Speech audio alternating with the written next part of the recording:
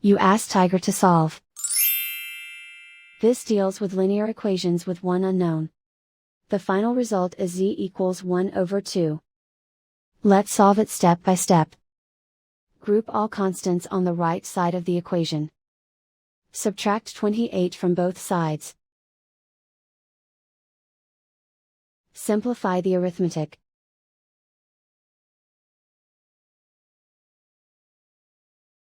Isolate the z. Divide both sides by -56. Cancel out the negatives. Simplify the fraction.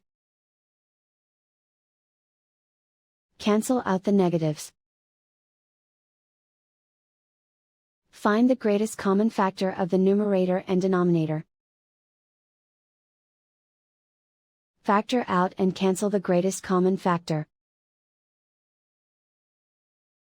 And so the final result is z equals 1 over 2.